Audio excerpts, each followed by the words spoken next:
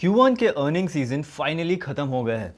मतलब अब clear picture मिल चुकी है कि इंडिया इंक ने फाइनेंशियल ईयर की शुरुआत कैसे की, कहां रेजिलियंस है और कहां struggle.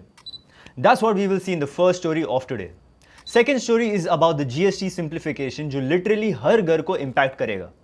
And this time we are exactly breaking down कि आपके किचन वेयर से लेके गाड़ी तक क्या क्या सस्ता हो सकता है। थर्ड स्टोरी में हम एक ऐसे कॉर्पोरेट ट्रेंड की बात करने वाले हैं जो इन्वेस्टर्स के लिए पैसा बना रहा है, एंड दिस इज डीमर्जर्स। ये कॉर्पोरेट ब्रेकअप सैड नहीं बट एक्चुअली इन्वेस्टर्स के लिए फेवरेबल है, and we'll see that with example. Hi everyone, मैं हूं निशांत और आज के मार्केट अपडेट्स में we'll cover these 3 stories. So let's get to it.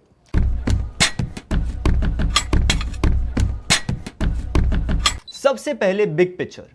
BSE 500 companies का टॉप लाइन और profit growth around 7% year on year रहा, मतलब सिंगल डिजिट ग्रोथ। यही ट्रेंड पिछले साल भी देखा गया था। निफ्टी 50 ने सिर्फ 8% ग्रोथ दिखाई, जो 5th कंसेक्यूटिव क्वार्टर है जब अर्निंग्स सिंगल डिजिट में अटकी रही। इसमें इंपॉर्टेंट बात यह है कि सिर्फ 5 companies Bharat Airtel, Reliance, SBI, HDFC और ICICI बैंक ने टोटल अर्निंग्स ग्रोथ का 77% कंट्रीब्यूट किया। मतलब इंडिया इंक के एक छोटे ग्रुप ने पूरे मार्केट का वेट उठाया। बाकी सेक्टर्स की परफॉर्मेंस ड्रैग करती रही। बैंकिंग सेक्टर की बात करें तो क्रेडिट ग्रोथ वीक रही, specially unsecured retail, housing, vehicle loans और क्रेडिट कार्ड जैसे हाई ग्रोथ प्रोडक्ट्स में भी। रियल एस्टेट और ट्रेड लोन्स में थोड़ा मोमेंटम दिया। लार्ज प्राइवेट और PSU बैंक्स ने डैमेज कंट्रोल किया, पर मिड साइज बैंक और स्मॉल फाइनेंस बैंक के लिए ये क्वार्टर हैवी था। इस quarter FMCG sector relatively bright spot में रहा। RBI के रेट कट्स, टैक्स रिलीफ और लो इन्फ्लेशन की वजह से अर्बन डिमांड अप पिक हो रही है। रूरल डिमांड भी स्टडी है।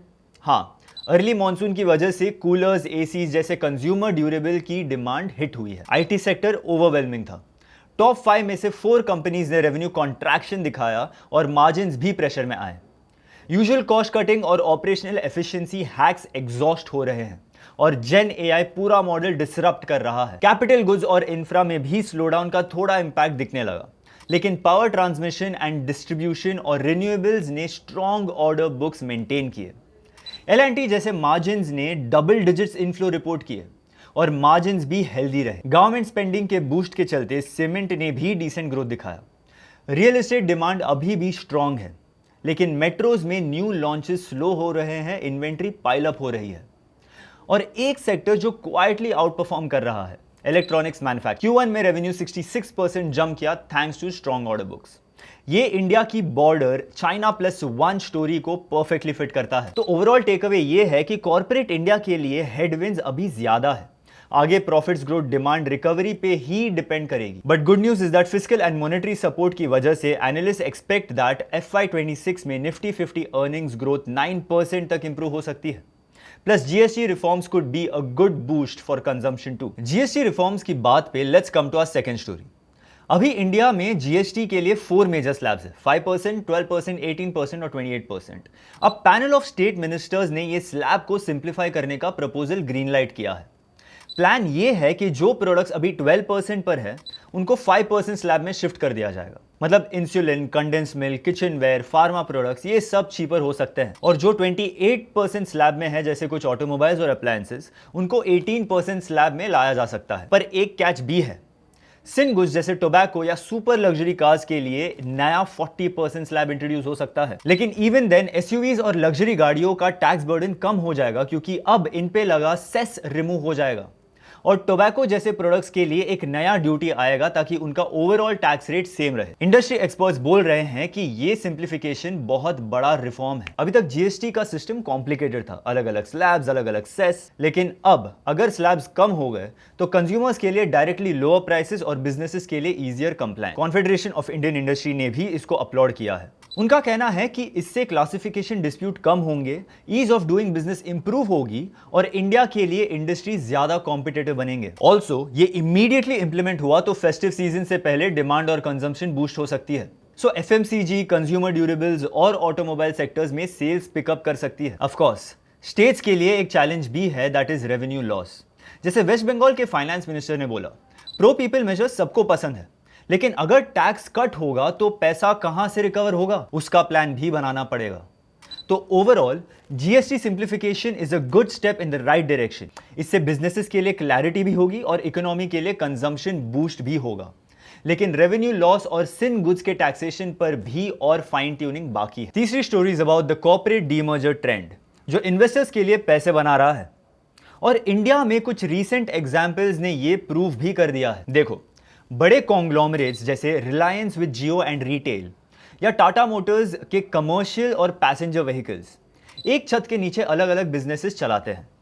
बट इसमें प्रॉब्लम यह है कि मार्केट्स इनको एक होल्डिंग कंपनी डिस्काउंट देता है, मतलब पूरी कंपनी की वैल्यूएशन उसके पार्ट्स के एडिशन से भी कम होती है। इसका सोल्यूशन है स्पिन ऑफ या डीमर्जर। जब एक बिजनेस को अलग से लिस्ट किया जाता है तो उसको अपना अलग स्पॉटलाइट मिलता है, मैनेजमेंट फोकस शार्पर होता है और कैपिटल एलोकेशन क्लीनर होता है। इससे अगर अंडरलाइंग बिजनेसेस स्ट्रांग होते हैं तो रिटर्न्स भी अच्छे होते हैं। 2023 में फॉर एग्जांपल ईडलवाइस ने अपना वेल्थ बिजनेस अलग करके नुआमा वेल्थ बनाया। इस शेयर ने जून 2025 तक 3x रिटर्न दिया। नुआमा अब इंडिया का second largest wealth management company है with rupees 4.3 lakh crore of asset. FY25 में उसका रेवेन्यू 41% ग्रो हुआ, पैट 58% जंप हुआ और ROE 31% है। 2019 में IIFL ने अपना लीडिंग और वेल्थ बिजनेस अलग अलग किया जो आज 361 BAM के नाम से लिस्टेड है। 5 साल में उसके स्टॉक ने 5x रिटर्न दिया है। कंपनी के पास रुपीज 5.8 लाख करोड़ AUM है। रेवेन्यू FY21 से FY25 तक 28% CAGR से बढ़ा, पैट 3x हुआ और ROE भी हेल्दी 21% के आसपास है। थर्ड एग्जाम्पल थोड़ा अलग और ज्यादा ड्रामेटिक है। 2020 में सुवेन लाइफ साइंसेज ने अपना प्रॉफिटेबल CRAMS बिजनेस अलग करके सुवेन फार्मा बनाया। लिस्टिंग के बाद 2024 तक स्टॉक 8.5x ऊपर गया। एडवेंट इंटरनेशनल, एक ग्लोबल पी जायंट, ने प्रमोटर से 50% स्टेक लिया और सुवेन फार्मा को अपने एक और CDMO business Cohance life sciences के साथ मर्ज कर दिया। इससे एक नया end to end pharma solutions giant बना। कंपनी का रेवेन्यू FY20 से FY25 में 3x हुआ, रुपीज 834 करोड़ से रुपीज 2608 करोड़, और अब FY29 तक रुपीज 6000 करोड़ तक पहुंचने का गोल है। तो डीमर्जर्स का मैजिक ये है कि जब बिजनेसेस अलग होते हैं तो वो ज्यादा फोकस्ड और अजाइल बन जाते हैं और इन्वेस्टर्स के लिए वैल्यू अनलॉक होती है। अभी भी पाइपलाइन में कुछ बड़े नाम हैं। रिलायंस अपना जियो और रिटेल लिस्ट करेगा, टाटा मोटर्स CVPV स्प्लिट कर रहा है, HUL quality ice cream spin off कर रहा है। सो कॉर्पोरेट दुनिया में सेपरेशन ही मोस्टली वेल्थ क्रिएशन का फॉर्मूला होता है। That's it for today. आज की 3 कहानियों से एक चीज क्लियर है, चाहे अर्निंग सीजन का रियलिटी चेक हो, GST रिफॉर्म्स की फ्रेश बूस्ट हो या फिर कॉर्पोरेट ब्रेकअप्स का वैल्यू अनलॉकिंग ट्रेंड, मार्केट्स हमेशा नए ट्विस्ट और टर्न्स लाते रहते हैं। कौन से ट्रेंड्स आपके पोर्टफोलियो पे सबसे बड़ा इंपैक्ट करेगा, नीचे कमेंट्स में बताओ। और अगर आपको ये ब्रेकडाउन पसंद आए तो वीडियो को लाइक करो और subscribe to Upstox for more smart simplified market stories every day. Investment in securities market are subject to market risks. Read all the related documents carefully before investing.